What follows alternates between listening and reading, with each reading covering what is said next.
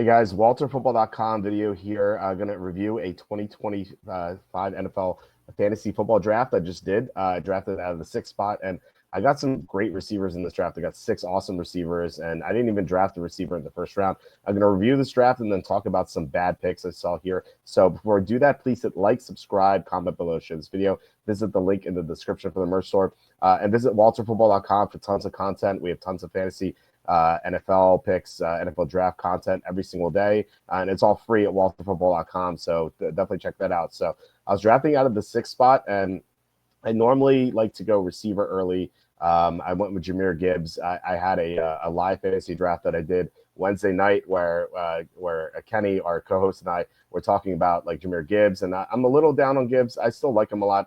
Just more so Detroit's offense because they lost Ben Johnson. They also lost Kevin Zeitler, one of the guards. They drafted a guard to replace him, but Tate Ratledge, we don't know how he's going to do yet. So I'm not drafting Detroit players aggressively, but I just thought that getting some exposure to Jahmyr Gibbs, it might be a good idea. Plus, like I said, I mean, Gibbs is still going to be a great player, and with Justin Jefferson and Jamar Chase off the board, it was either Gibbs or Puka Nacua or Malik Neighbors, and I've been drafting those receivers a lot. So I thought, like, hey, what would a team with Gibbs look like?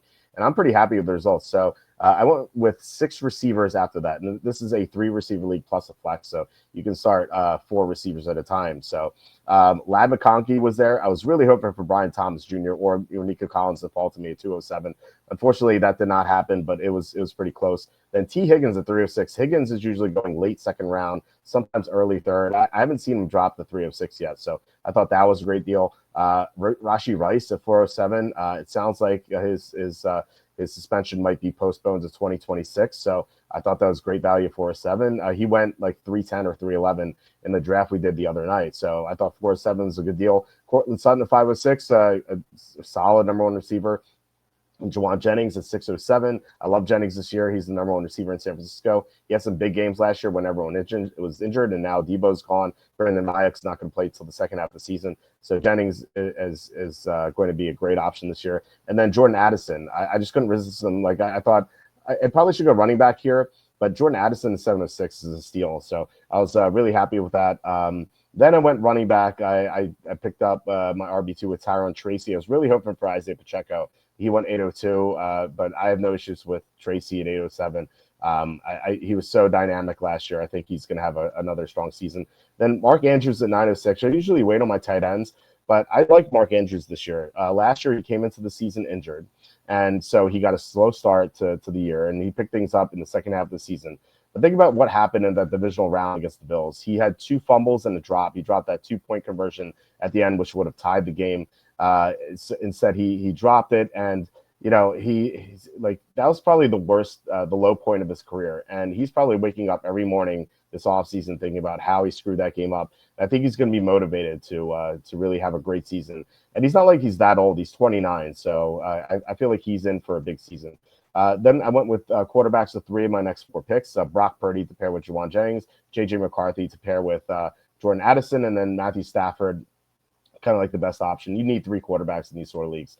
I went running backs after that because my receivers are so stacked. I didn't really need to draft another receiver. So I went with Isaac Orendo, who could be a league winner at 1207. If McCaffrey gets hurt, he's going to have some big games. Tyler Algier, same thing at 1407. If Bijan gets hurt, he's going to have some big games, but he's going to play anyway. He's going to siphon touchdowns. That's what he did last year.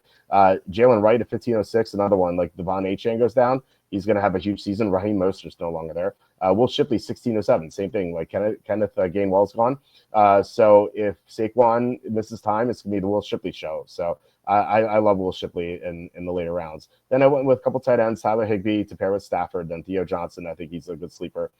Blake Corum at 1807, another running back. If Kyron Williams goes down, it's not quite clear if it's going to be Corum, but I think that there's a good chance it is, and so I think that's good value. And then Ty Felton at the end. This is a shout out to Mike Lucine of NFLRoughDraft.com who recommended him. I had McCarthy, so I thought to pair him with another one of his receivers. I was drafting Jalen Naylor in the same position, but I thought Felton has more upside. So I wanted to talk about some picks I didn't like. Christian McCaffrey at 105 really stands out. He's going usually like late first or early second. And to see him at 105 is kind of nuts. I always say this. And forgive me if you heard this a million times from me, but I always say that you can't win your fantasy draft in the first 2 rounds, but you can lose it. And what I mean by that is, like, if you get a great player in the first 2 rounds, like a lot of other teams are doing that too. So you're really not gaining anything, but you can lose it if you draft the bust. And of the players drafted in the first round, I think you have to say Christian McCaffrey has the highest bust rate. He's been injured so much. He's an older player. He only played 4 games last year. Like, do you really trust him to play 12 plus games? He could, but I don't. I really don't. So I think that's a very risky pick, especially 105. Now, if you're taking him like early second, I could maybe see the upside, but still, I think that's even too rich for my blood. So I was shocked to see him go 105. I thought Echo forever that 15 was going to take Gibbs, and then I was going to decide between Nacua or Neighbors or maybe St. Brown. But he didn't. He went with McCaffrey, and so Gibbs fell to me, and that's kind of why I drafted Gibbs, because I was kind of shocked that he was there. Another couple other picks I didn't like. These two are kind of together. Omarion Hampton at 405, RJ Harvey at 501. These are two talented running backs, especially Hampton, who's a 3-down guy. But Jim Harbaugh is an old school player. There's old school coach, I should say. Najee Harris is there. He's never missed a game in his career. Maybe that changes this year, but he's a reliable guy. He's not great, but he's solid. He's had 1,000 rushing yards every season. So he's going to be the primary ball carrier for the first half of the season. So I don't trust Hampton. And then with Harvey, he can't pass protect. And plus, he's kind of raw. He's new to the position. He used to play quarterback, and he's not an instinctive runner. So I can see Sean Payton kind of getting frustrated with him if he's not happy with the results. And who knows, with the pass protection, he may not play all that much early anyway. Despite the other Denver running backs being so poor. So I don't like that. But I thought the probably the worst pick in this whole fantasy draft was here, Cam Skattebo, 806.